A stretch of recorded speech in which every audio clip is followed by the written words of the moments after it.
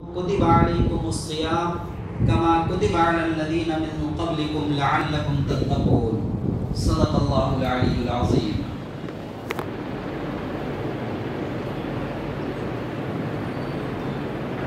عزیزان گرامی، ابھی میں نے آپ حضرات کے سامنے 4 آیتوں کی تلاوت کی ہے، جس میں 3 آیتیں سورہ مریم کی آخری آیات ہیں اور 1 آیت سورہ بقرہ کی، جس میں اللہ تبارک تعالیٰ نے روزے کی فرضیت کا ذکر کیا ہے۔ سب سے پہلے میں 3 آیتیں جو سورہ مریم کی میں نے تلاوت کی ہے، اس کی ترجمانی آپ حضرات کے سامنے رکھتا ہوں، اور پھر اس کے بعد روزے کے متعلق انشاءاللہ بات کریں گے۔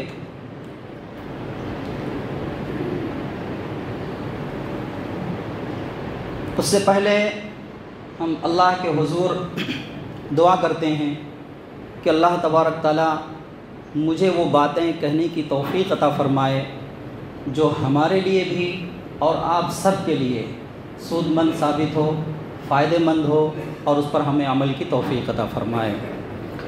اللہ تبارک تعالیٰ نے سورہ مریم کی آخری 3 آیت میں جو باتیں ہم سے کہی ہیں وہ یہ ہیں کہ یقیناً جو لوگ ایمان لے آئے اور عمل صالح کر رہے ہیں، ان قریب رحمان ان کے لیے دلوں میں محبت پیدا کر دے گا۔ یقیناً دھیان سے سنیں اس آیت کو اور ہم اپنا جائزہ لیں اپنے حالات کا کہ ہمارے حالات کیا ہیں اس وقت۔ یقیناً جو لوگ ایمان لے آئے اور عمل صالح کر رہے ہیں، ان قریب رحمان ان کے لیے دلوں میں محبت پیدا کر دے گا۔ پس اے محمد صلی اللہ علیہ وآلہ وسلم، اس کلام کو ہم نے آسان کر کے تمہاری زبان میں اسی لیے نازل کیا ہے کہ تم پرہیزگاروں کو خوشخبری دے دو اور ہٹ دھرم لوگوں کو ڈرا دو۔ ان سے پہلے ہم کتنی قوموں کو ہلاک کر چکے ہیں، پھر کہیں آج تم ان کا نام و نشان پاتے ہو یا ان کی بھنک بھی کہیں سنائی دیتی ہے؟ اللہ تبارک تعالیٰ نے ہمیں خوشخبری بھی دی ہے اور ڈرایا بھی ہے ان آیتوں کے اندر۔ سب سے پہلی بات جو کہی وہ یہ کہ ایمان والوں سے کہہ دو کہ وہ عمل صالح کریں، نیک عمل کریں، اچھے عمل کریں۔ اچھے عمل کرنے کی وجہ سے ہم لوگوں کے دلوں میں ان کی محبت پیدا کر دیں گے، لوگوں کے دلوں میں ان کی محبت پیدا کر دیں گے۔ آج ہماری حالت یہ ہے کہ کہیں کوئی پوچھنے والا نہیں ہے، کوئی مقام نہیں ہے ہمارا، ہر طرف گری ہوئی نظروں سے دیکھے جا رہے ہیں، کوئی ہمیں کچھ سمجھنے کے لیے تیار نہیں ہے۔ تو یہ آیت ہمیں کس طرف لے جا رہی ہے، کیا پیغام دینا چاہ رہی ہے، ہم اپنا جائزہ لیں اور اپنے حالات کو دیکھیں۔ ایک حدیث میں حضور نبی کریم صلی اللہ علیہ وآلہ وسلم نے ارشاد فرمایا کہ جب کوئی بندہ اچھے عمل کرتا ہے تو اللہ تبارک تعالیٰ جبرائیل امین کو بلا کر حکم دیتے ہیں کہ میں اس بندے سے محبت کرتا ہوں، میں اس بندے سے محبت کرتا ہوں، لہٰذا تم بھی اس سے محبت کرو۔ اور پھر جبرائیل علیہ السلام آسمان میں اعلان کرتے ہیں کہ اللہ تبارک تعالیٰ اس بندے سے محبت کرتے ہیں، لہٰذا حکم ہوا ہے کہ سارے فرشتے اس سے محبت کریں۔ اور اعلان جب وہ آسمانوں میں ہوتا ہے تو پھر وہ ایسا نہیں کہ وہیں تک رہ جاتا ہے، وہی محبوبیت زمین میں اتار دی جاتی ہے، اور پھر اس کے بعد زمین میں بسنے والے سارے انسان، سارے بندے اس سے محبت کرتے ہیں۔ آج اس آیت اور یہ حدیث ہم دونوں اپنے سامنے رکھیں اور ہم اپنا جائزہ لیں کہ ہماری کیا حالت بنی ہوئی ہے، کیوں ہماری حالت اس طرح ہوئی کہ آج ہمارا کوئی پرسان حال نہیں ہے۔ آج مسلمان ہر جگہ ذلیل و رسوا ہو رہا ہے، خوار ہو رہا ہے، ذلت کی نظروں سے دیکھا جا رہا ہے۔ ہم اپنے جو ہمارے اسلامی ارکان ہیں ہم اس کو آزادی سے ادا نہیں کر پا رہے ہیں، تو لہٰذا کہیں نہ کہیں اس آیت کی نظر میں مجرم ہم خود ہیں۔ اللہ تبارک تعالیٰ نے جس مقصد کے لیے ہمیں پیدا کیا تھا ہم اس مقصد سے دور ہو گئے، ہم اس مقصد سے ہٹ گئے، اس لیے یہ ذلت اور خواری آج ہمارا مقدر بنی ہوئی ہے۔ لہٰذا اور پھر اللہ تبارک تعالیٰ نے اگلی آیت جو سورہ مریم کی جو میں نے تلاوت کی ہے، دوسری آیت وہ یہ ہے، اللہ تبارک تعالیٰ نے کہا کہ پس اے محمد صلی اللہ علیہ وسلم، اس کلام کو ہم نے آسان کر کے تمہاری زبان میں اس لیے نازل کیا ہے کہ تم پرہیزگاروں کو خوشخبری دے دو، اور جو ہٹ دھرم لوگ ہیں جو نہیں مانتے ہیں ان کو ڈرا دو۔ تو پرہیزگاروں کو، عمل صالح کرنے والوں کو یہ قرآن خوشخبری دے رہا ہے، محبوبیت کی خوشخبری دے رہا ہے، دنیا میں بھی اور آسمانوں میں بھی۔ اور پھر اس کے بعد ایک بڑی خوشخبری جو ہمیں بار بار قرآن کے اندر سنائی جاتی ہے وہ جنت کی خوشخبری ہے۔ جو ہمارا مطمع نظر ہے، ہم جو آج یہاں پر آئے ہوئے ہیں، اس کا مقصد کیا ہے؟ ہم اللہ کو راضی کر لیں۔ اللہ کو راضی کرنے کا مقصد یہ ہے کہ اللہ تبارک تعالیٰ ہمیں دائمی جنت دے دے، یہی ہمارا مقصد ہے۔ تو اللہ تبارک تعالیٰ یہ خوشخبری اس قرآن کے اندر سنا رہا ہے کہ جو لوگ اچھے اعمال کریں گے ہم ان کو اس مقام تک پہنچائیں گے جو ان کا مقصد ہے۔ پھر آگے اللہ تبارک تعالیٰ آخری آیت میں یہ فرما رہے ہیں کہ ان سے پہلے ہم کتنی قوموں کو ہلاک کر چکے ہیں، پھر کہیں آج تم ان کا نشان پاتے ہو یا ان کی بھنک بھی کہیں سنائی دیتی ہے۔ یہ ہمارے لیے ایک بہت ڈراوے کی خبر ہے، یہ ہمارے لیے بہت ڈراوے کی خبر ہے۔ اللہ تبارک تعالیٰ نے مختلف قوموں کے جو واقعات قرآن مجید کے اندر ذکر کیے ہیں، یہ کوئی قصہ گوئی کے لیے نہیں ذکر کیے گئے ہیں کہ آپ کو کوئی قصہ اور کہانی سنائے کہ لوط علیہ السلام کی قوم جو ہے اس طرح سے ان کے کہنے کو نہیں مانا تو اس طرح سے تباہ ہوئی، نوح علیہ السلام کی قوم نے ہم نے پانی میں ڈبا کر غرق کر دیا۔ یہ کوئی قصہ گوئی کے لیے نہیں بیان کیے گئے یہ واقعات۔ قرآن کوئی قصہ گوئی کی کتاب نہیں ہے۔ آپ جب اس کا مطالعہ کریں گے تو آپ کو اندازہ ہوگا کہ واقعات اتنے ہی ذکر کیے جاتے ہیں قرآن مجید کے اندر جہاں پر جتنی اس کو ضرورت ہوتی ہے، کوئی تفصیلی واقعہ کہیں بیان نہیں کیا جاتا۔ تو اصل مقصد یہ ہوتا ہے کہ اللہ کا مقصد یہ ہوتا ہے کہ اللہ اپنے بندوں کو راہ راست پر لانا مقصود ہوتا ہے، اس لیے ان واقعات کا ذکر کیا جا رہا ہے۔ اللہ تبارک تعالیٰ نے یہاں پر یہ کہا اور ڈرایا ہم کو کہ ہم نے بہت ساری قوموں کو ہلاک کر دیا، تباہ و برباد کر دیا، آج زمین پر ان کی کہیں بھنک نہیں سنائی دیتی۔ اگر اچھے اعمال نہیں کرو گے، ان اعمال کا وجود تمہارے جسم اعضاء سے نہیں ہوگا تو پھر تمہیں بھی اس صفحہ ہستی سے مٹا دیا جائے گا، دوسری قوموں کو لایا جائے گا۔ ہاں یہ ضرور ہوگا کہ جیسے اور دوسری قومیں، نوح علیہ السلام کی قوم کو اللہ تبارک تعالیٰ نے اس طرح ہلاک کیا کہ وہ کشتی میں بچنے والے لوگ کے علاوہ اور پوری دنیا میں کوئی انسان موجود نہیں رہا۔ یہ امت اس طرح سے ختم تو نہیں کی جائے گی، یہ ہمارے نبی کا صدقہ ہے، یہ ان کی رحمت کا صدقہ ہمارے اوپر، لیکن ایسا ضرور ہوگا چھٹنی کر دی جائے گی اور ایسے حالات بنتے جا رہے ہیں ہمارے اس ملک کے اندر کہ ایسا لگتا ہے کہ بس یہ وقت بالکل قریب آ چلا ہے اور ہم ہیں کہ اللہ کی باتوں کو مان کر دینے کے لیے تیار نہیں ہیں۔ اللہ تبارک تعالیٰ کہتے ہیں کہ ڈرا دو ان کو جو ہٹ دھرم ہے، اگر وہ نہیں مانیں گے تو ہم تم کو بھی اسی طرح سے مٹا دیں گے جس طرح سے ہم نے اور قوموں کو مٹایا ہے۔ کس طرح سے اللہ تبارک تعالیٰ نے اور قوموں کو مٹایا اس کا ذکر گاہے بگاہے قرآن کے اندر متعدد صورتوں میں مختلف انداز میں اللہ تبارک تعالیٰ ہمیں بتلا رہے ہیں۔ قومیں زمین سے اٹھا کر پلٹ دی گئی، ناموں کے ساتھ پتھروں کی بارش ہوئی، ایسے حالات قوموں کے اوپر آئے ہیں۔ وہی اللہ، وہی رب آج بھی موجود ہے اور وہ ہمیں بتلا رہا ہے کہ اگر آپ بھی ایسا عمل نہیں کرو گے جو اللہ چاہتا ہے تو پھر تمہیں بھی جو ہے تمہاری بھی چھٹنی کر دی جائے گی، تمہیں بھی کنارے لگا دیا جائے گا۔ پھر اللہ تبارک تعالیٰ ایسی قوموں کو لے کر آئیں گے، ایسے لوگوں کو کھڑا کریں گے جو اس کے حکموں پر عمل کرنے والی ہوگی۔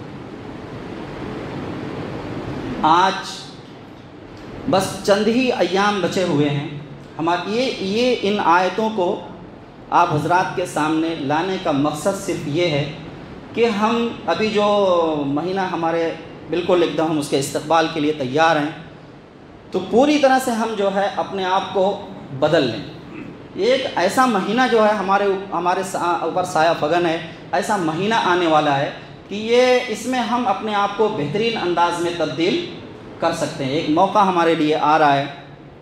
عزیزان گرامی، اللہ تبارک تعالیٰ نے اس مہینے کے تعلق سے فرمایا کہ یا ایھا الذین آمنوا کتب علیکم الصیام کما کتب علی الذین من قبلکم لعلکم تتقون۔ اے ایمان والو، تمہارے اوپر روزے فرض کر دیے گئے ہیں جس طرح تم سے پہلے لوگوں پر فرض کیے گئے تھے، تاکہ تمہارے اندر تقویٰ پیدا ہو، تاکہ تمہارے اندر تقویٰ پیدا ہو۔ جب قرآن کا مطالعہ کریں گے تو اللہ تبارک تعالیٰ نے مسلمانوں سے وعدے نہیں کیے ہیں، مومنین سے وعدے کیے ہیں اور متقین سے وعدے کیے ہیں۔ وعدے کس سے کیے گئے ہیں؟ متقین سے، جنہوں نے تقویٰ اختیار کیا۔ مومنین سے وعدے کیے گئے ہیں جو حقیقت میں مومن ہیں۔ تو ہمیں اللہ تبارک تعالیٰ اس درجے تک پہنچانا چاہتے ہیں اس مہینے کو لا کر کہ ہمارے اندر تقویٰ کی صفت پیدا ہو جائے، تقویٰ کی صفت پیدا ہو جائے۔ یہ روزے کی فرضیت کا مقصد ہی اللہ تبارک تعالیٰ نے یہی بتلایا ہے کہ تمہارے اندر تقویٰ کی صفت پیدا ہو جائے۔ جب بھی کوئی کام کرنا ہو، جب بھی کوئی کام کرنا ہو تو ہمارے سامنے یہ بات بالکل واضح طور پر موجود ہونی چاہیے کہ میں یہ جو عمل کرنے جا رہا ہوں اس سے میرا رب راضی ہوگا یا ناراض ہوگا۔ یہی صفت جو ہے یہ روزہ دے کر اللہ تبارک تعالیٰ ہمیں ہمارے اندر پیدا کرنا چاہتے ہیں۔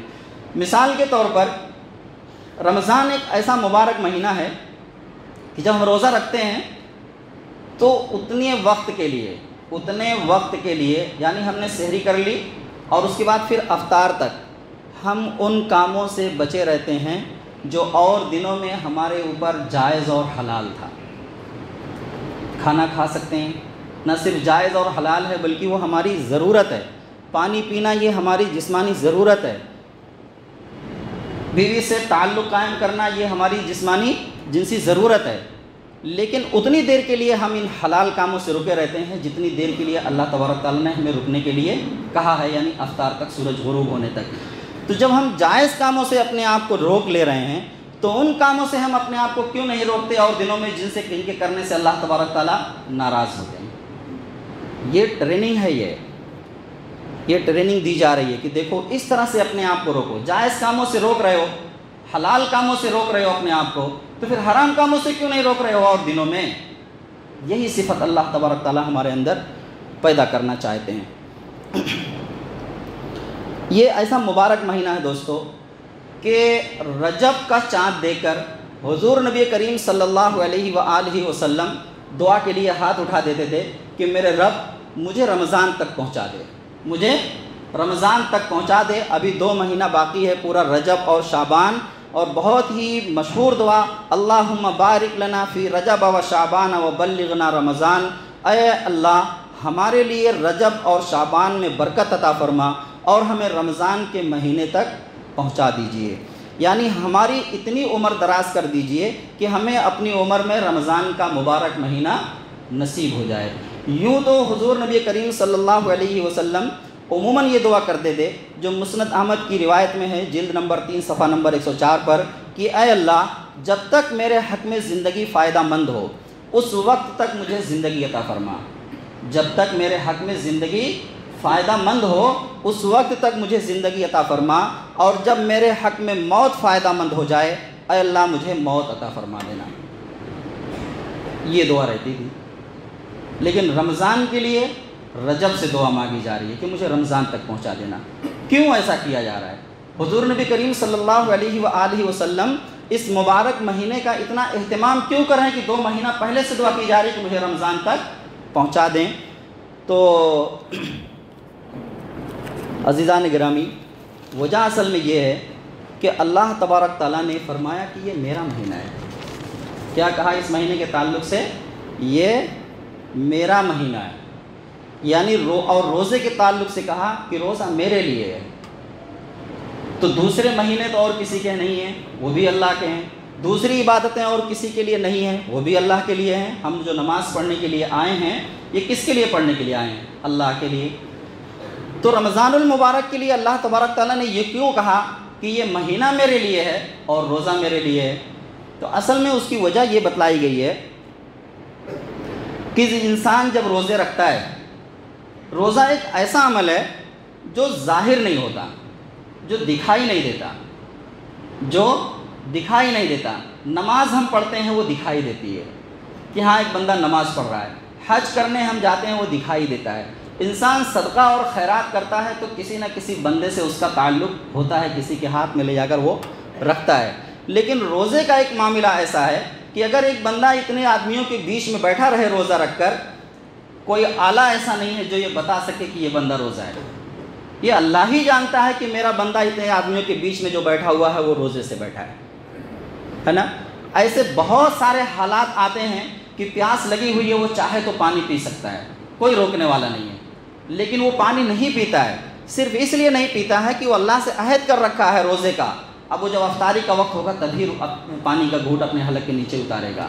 تو یہ معاملہ ایسا پیچیدہ ہے اور اللہ کے درمیان ایسا تعلق پیدا کرتا ہے کہ اس لیے اللہ تبارک تعالیٰ نے کہا کہ یہ روزہ میرے لیے ہے اور اس کا اجر میں ہی دوں گا۔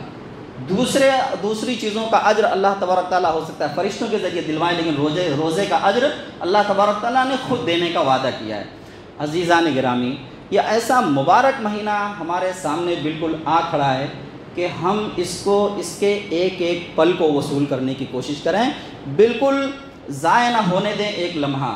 دیکھیے 2 سال ہمارے ایسے گزرے ہیں، 2 سال ہمارے ایسے گزرے ہیں کہ ہم چاہ کر بھی مسجد تک نہیں آ پاتے تھے، لوگ دروازے تک آ کر لوٹ جاتے تھے، دروازے تک آ کر ان کو لوٹنا پڑتا تھا۔ ہم اس سے سبق لیں۔ اللہ تبارک تعالیٰ کے لیے کچھ بھی مشکل نہیں ہے کہ وہ دن فی الحال ہمارے لیے کہیں آ نہ جائے، ہے نا۔ کسی زندگی میں پوری 60 سال کی عمر گزر گئی، لیکن ایسا دن کسی نے نہیں دیکھا کہ مسجد تک آ رہے ہیں نماز کے لیے اور مسجد میں داخل نہیں ہو پا رہے ہیں، اللہ نے روک دیا۔ تو ہم ابھی یہ جو مہینہ ہمارے لیے آیا ہے، اس کو ہم ایک لمحہ کسی طرح سے ضائع نہ ہونے دیں، پورا ایک لمحہ جو ہے وصول کرنے کی کوشش کریں۔ اور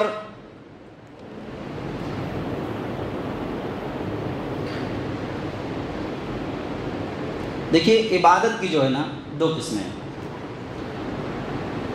شیطان بہت سارے جو ہے راستے اختیار کرتا ہے اور انسان کو دوسرے کاموں میں الجھا دیتا ہے، ترجیحات جو ہے اہم ہوتی ہیں، یہ سمجھنے کی ضرورت ہے۔ یہ رمضان کا مبارک مہینہ ہے، اللہ تبارک تعالیٰ نے کہا کہ یہ میرا مہینہ ہے اور روزہ میرے لیے ہے اور میں ہی اس کا اجر دوں گا۔ تو ایسا کام نہ کریں جو، جیسے میں نے کہا کہ عبادت کی 2 قسمیں ہیں۔ ایک تو وہ عبادت ہے جو براہ راست اللہ سے جوڑتی ہے، اور ایک عبادت وہ ہے دوسرے قسم کی جو بالواسطہ طور پر اللہ سے قریب کرتی ہے ہم کو۔ تو براہ راست جو عبادت ہے وہ نماز ہے، روزے ہیں، حج ہیں، یہ سب براہ راست والی عبادت ہیں۔ اور بالواسطہ جو ہمیں اللہ تبارک تعالیٰ سے جوڑتی ہیں وہ خدمت خلق کے کام ہیں، ہے نا۔ جیسے کوئی شخص جو ہے ڈاکٹری کا پیشہ اختیار کیا ہوا ہے اور وہ اپنے پیشے میں بالکل امانت دار ہے اور اس حساب سے جو ہے لوگوں کی خدمت کر رہا ہے، تو یہ بھی عبادت کا کام ہے۔ مومن کا ہر کام حدیث میں کہا گیا کہ وہ عبادت بن سکتا ہے اگر وہ اس کی نیت درست ہو اور اس کا لاہی عمل طریقہ کار درست ہو، تو ہر کام اس کا عبادت بن سکتا ہے۔ سونا، جاگنا، کھانا پینا، پہننا اوڑھنا، تجارت وغیرہ سب کچھ عبادت بن سکتا ہے۔ اور اللہ تعالیٰ نے کہا کہ رجال اللہ تلہیہم تجارت ولا بیع عن ذکر اللہ۔ لیکن دوسری عبادتیں جو ہیں وہ بالواسطہ طور پر ہیں، اور نماز، روزہ یہ براہ راست عبادت ہے۔ تو ہمیں اس مہینے کے اندر ان عبادتوں کو عمل میں لانا ہے جو براہ راست اللہ سے ہمیں جوڑتی ہیں۔ حضور نبی کریم صلی اللہ علیہ وآلہ وسلم کو حکم دیا جا رہا ہے کہ فَإِذَا فَرَغْتَ فَانْصَبْ وَإِلَىٰ رَبِّكَ فَارْغَب، سورہ علم نشرہ کی آخری آیت، کہ آپ جو ہے جب دوسرے کاموں سے فارغ ہو جائیں تو اللہ کی عبادت میں تھکیے۔ تو حضور نبی کریم صلی اللہ علیہ وسلم کون سا ایسا کام کرتے تھے کہ جس سے فارغ ہو کر اس کے بعد اللہ تبارک تعالیٰ کہہ رہے ہیں کہ اب عبادت کے لیے تھکیے؟ کوئی ایسا کام آپ کہہ سکتے ہیں، گنا سکتے ہیں کہ جو ہمارے نبی کا کوئی دنیاوی کام رہا ہو، جس کا مقصد دنیا کا حصول رہا ہو؟ کہیں ملتا ہے ہمیں جس کا مقصد صرف دنیا ہو؟ آپ کیا کرتے تھے؟ دین کی دعوت دیتے تھے، لوگوں کی اصلاح کا کام کرتے تھے، لوگوں کی ضروریات کو پورا کرتے تھے، یہی آپ کا کام تھا۔ اس کے باوجود اللہ تبارک تعالیٰ جو ہے اس آیت کے اندر کہہ رہے ہیں کہ آپ ان کاموں سے فارغ ہونے کے بعد اپنے آپ کو تھکائیے اللہ کے سامنے کھڑے ہو کر، یعنی نماز کے لیے کھڑے ہو جائیے، فارغ کر لیے، یہ سارے کاموں سے فارغ ہونے کے بعد آئیں ہمارے دربار میں، تو ہمارے بھی جو تھوڑے جو کام زندگی کی ضروریات لگی ہوئی ہیں ہمارے پیچھے، ان کاموں کو پورا کرنے کے بعد، یا رمضان میں بہت سارے کام ایسے ہوتے ہیں جو خدمت خلق کے ہوتے ہیں اور ہم اس کے پیچھے اپنے آپ کو تھکاتے ہیں، لگاتے ہیں اپنے آپ کو، بے شک وہ عبادت کے کام ہیں، لیکن اللہ تبارک تعالیٰ ہمیں اس مہینے کے اندر جس کام سے جوڑنا چاہ رہا ہے وہ یہ ہے کہ آپ براہ راست ہمارے سامنے آئیں، بالواسطہ طور پر نہیں، بالواسطہ طور پر نہیں، براہ راست والی عبادت اختیار کریں، اللہ سے اپنے تعلق کو براہ راست مضبوط کریں۔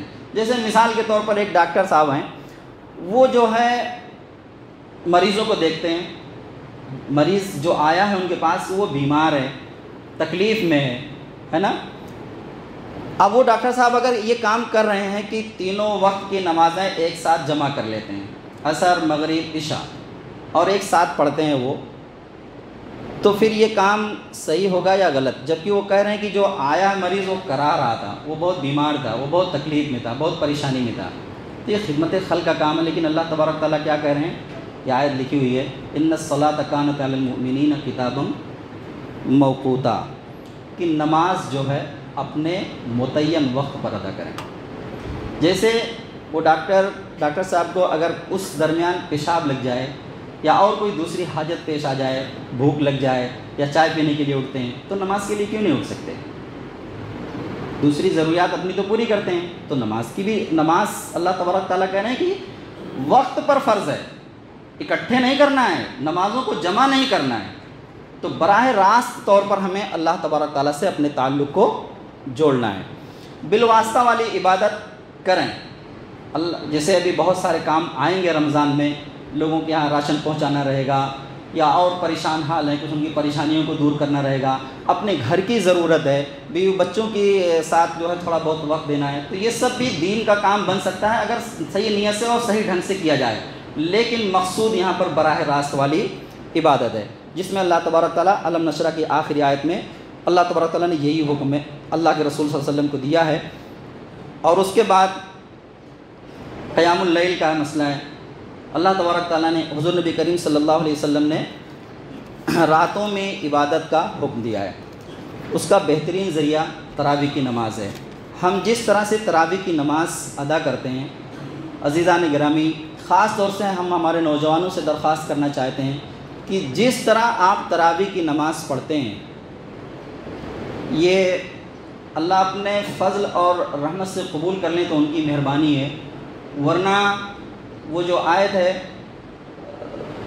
سورہ اعراف کی کہ جب قرآن پڑھا جائے تو غور سے سنو، اگر غور سے نہیں سنو گے تو پھر اللہ تبارک تعالیٰ کی لعنت ہو سکتی ہے بجائے رحمت کے۔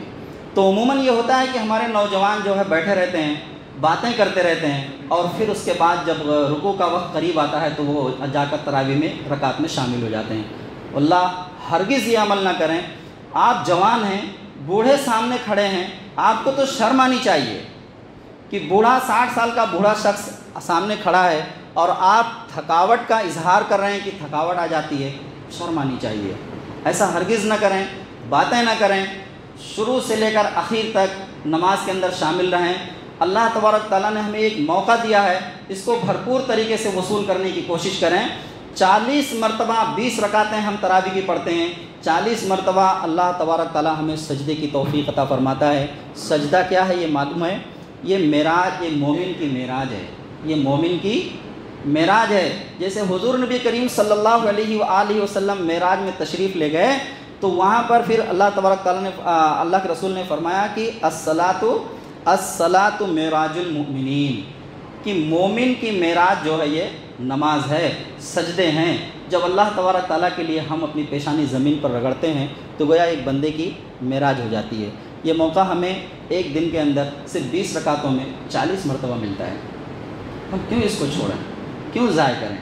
اگر ہماری کوئی تکلیف نہیں، آج ہمارے یہاں نا ایک رواج چل پڑا کہ یار سنت ہے، سنت ہے، سنت کہہ کر ہم جو ہے نا اعمال کو چھوڑ دیتے ہیں۔ حضور نے اور صحابہ کرام سنت کہہ کر عمل کرتے تھے تو اللہ تبارک تعالیٰ نے انہیں عزت عطا فرمائی، ہم نے سنت کہہ کر چھوڑ دیا تو ہماری یہ حالت بن گئی۔ سنت کیا ہمارے نبی کا طریقہ یہی تو سنت ہے، پھر وہ ہمیں پسند نہیں ہے، کیوں ہم اس کو سنت کہہ کر چھوڑ دیتے ہیں؟ وہی تو ہمیں اپنی زندگی میں اپنانا ہے۔ اگر ہم اپنے نبی کے طریقے کو اپنائیں گے تبھی ہمیں اللہ تبارک تعالیٰ وہ مقام عطا فرمائیں گے جو اس امت کو اللہ تبارک تعالیٰ نے دینے کا وعدہ کیا ہے۔ چونکہ ہم اس طریقے سے دور ہوتے جا رہے ہیں، صرف سنت کہہ کر معمولی سمجھ رہے ہیں اس کو، تو پھر یہ ذلت والی زندگی ہمارا مقدر بن چکی ہے۔ اور قرآن کی خوب تلاوت کا اہتمام کریں۔ اللہ تبارک تعالیٰ نے اسی جو ابھی ہم نے آیت پڑھی یا ایھا الذین آمنوا کتب علیکم الصیام والی، اس کے بعد دوسری اور تیسری آیت میں اللہ تبارک تعالیٰ نے فرمایا کہ شہر رمضان الذی انزل فیہ القرآن ھدی للناس وبینات من الھدی والفرقان، کہ اللہ تبارک تعالیٰ نے اس مہینے کو جو یہ مقام دیا ہے، یہ مرتبہ دیا ہے، یہ اس قرآن کے نزول کی برکت ہے۔ تو جتنا ہو سکے قرآن مجید کی تلاوت کریں اور ساتھ ہی ساتھ قرآن کو سمجھنے کی اور اس پر عمل کرنے کی ہم کوشش کریں۔ جب ہم قرآن کو سمجھ کر پڑھنے کی کوشش کرتے ہیں، سمجھنے کی کوشش کرتے ہیں، تو کبھی کبھی ایسا ہوتا ہے نا، ایک دم آیتیں اٹیک کرتی ہیں ہمارے دل پر۔ ابھی مجھے درس دینا تھا، میں مطالعہ کر رہا تھا، ایوب علیہ السلام کی دعا کا ذکر آیا۔ ایوب علیہ السلام ایک طویل بیماری میں مبتلا ہوئے، اور اس بیماری کی وجہ سے ان کے جو اہل و عیال تھے، ایک ان کی باوفا بیوی کے علاوہ سارے بچے ان کو چھوڑ کر چلے گئے۔ کیسی بیماری تھی واللہ اعلم، بیماری کا ذکر قرآن مجید نہیں کرتا ہے۔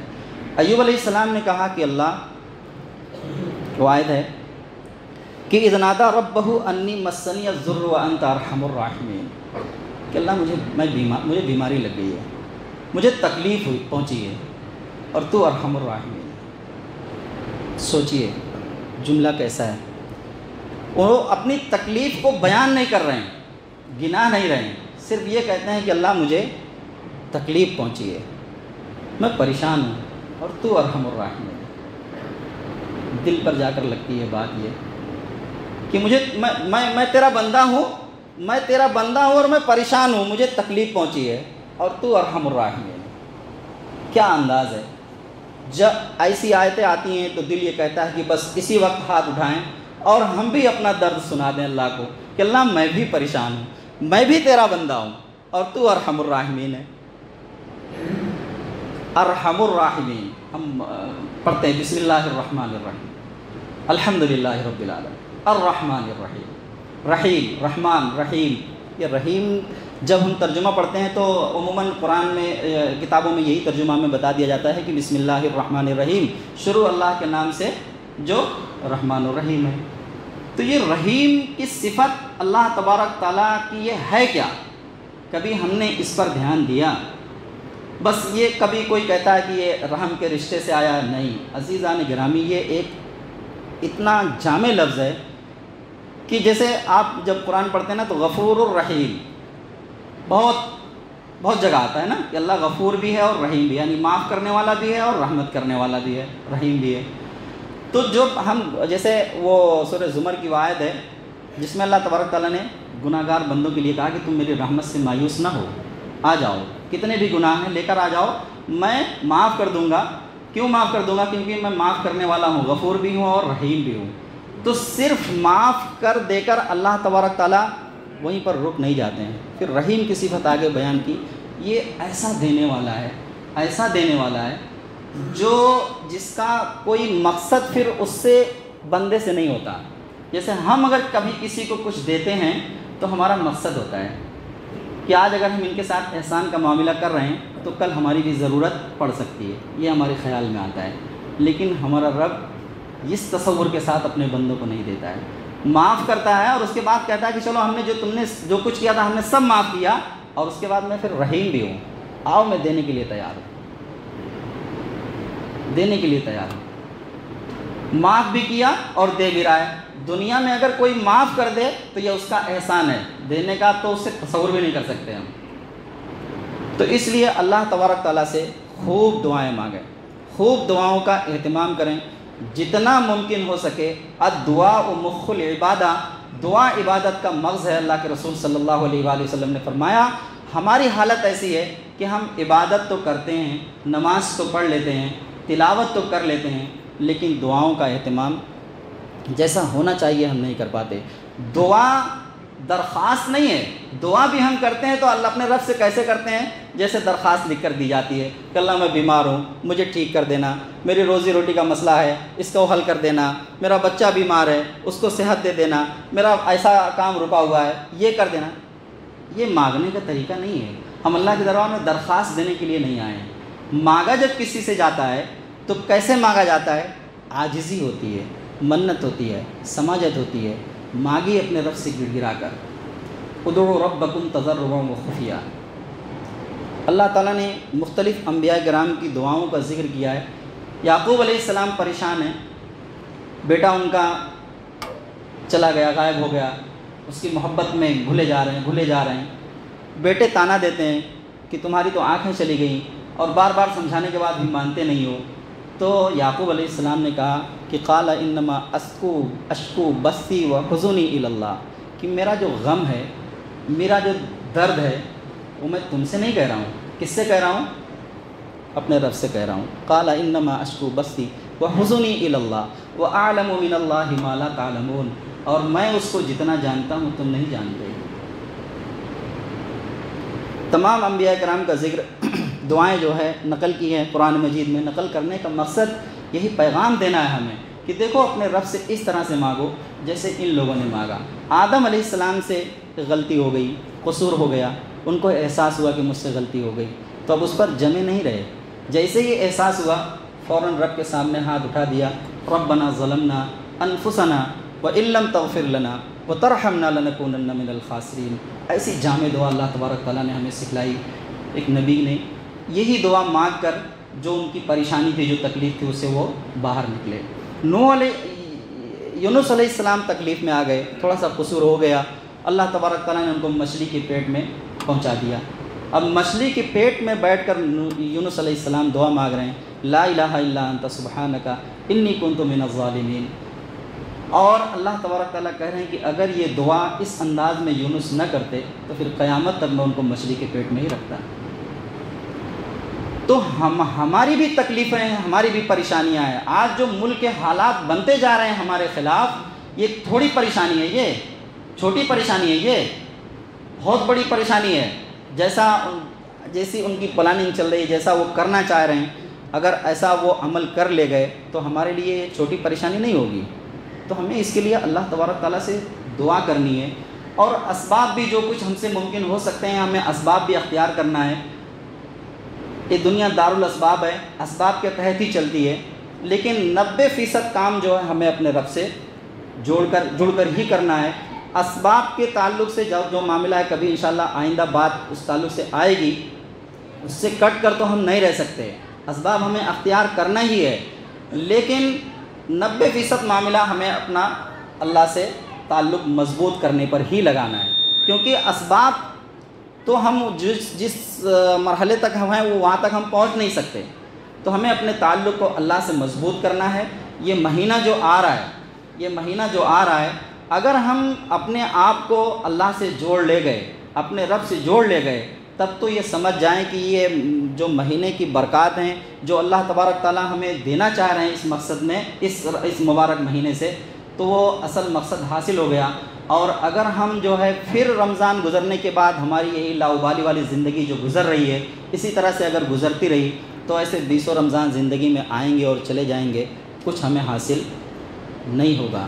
تو دعاؤں کا جو ہے عمل کے ساتھ ساتھ دعاؤں کا زیادہ سے زیادہ اہتمام کیا جائے، اور پھر اس کے بعد اگلی زندگی ہمیشہ جو ہے انہی حالات پر گزارنے کی ہم کوشش کریں، جیسے اللہ ہم سے چاہ رہا ہے۔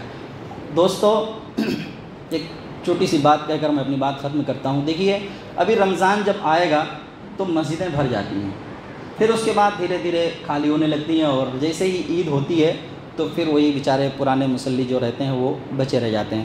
اب آپ کے پاس موقع نہیں ہے، جس ملک کے اندر ہم رہتے اور بستے ہیں، ہم کو تو ختم کرنے کی پوری سازشیں تیار ہو چکی ہیں، اور ہماری حالت یہ ہے کہ ہم مؤذن کی اذان پر مسجد میں آنے کے لیے تیار نہیں ہیں۔ ہم صبح فجر کی نماز میں اٹھنے کے لیے تیار نہیں ہیں۔ نوجوانوں، اپنے تعلق کو اپنے رب سے مضبوط کر لو۔ یہی جو ہے اللہ تبارک تعالیٰ نے 17ویں پارے کی آیت ہے، 17 پارے کی آخری آیت آپ جا کر دیکھیے، وہاں پر اللہ تبارک تعالیٰ خاص طور سے نماز کا اور زکوٰۃ کا ذکر کرتے ہوئے کہتے ہیں کہ میں ہی تمہارا مددگار ہوں، فنعم المولا و نعم النصیر، اور مجھ سے بہتر مددگار تمہارا کون ہو سکتا ہے۔ تو ہم اس کے نام لیوا ہیں، اللہ ہماری مدد کے لیے تیار ہے اور ہم اس کے حکموں کو پامال کر رہے ہیں، ماننے کے لیے تیار نہیں ہیں۔ تو اگر ہمارا رویہ یہی رہا تو پھر ہمارے ساتھ بھی وہی معاملہ ہوگا۔ تو جو 3 آیتیں میں سورہ مریم کی لے کر آیا ہوں، اس کا مقصد میرا یہی ہے کہ اپنے رب کی طرف رجوع ہو جائیں، ورنہ پھر جیسے دوسری قومیں جو ہے مٹا دی گئیں صفحہ ہستی سے، کہیں وہی حال ہمارا نہ بھی ہو جائے۔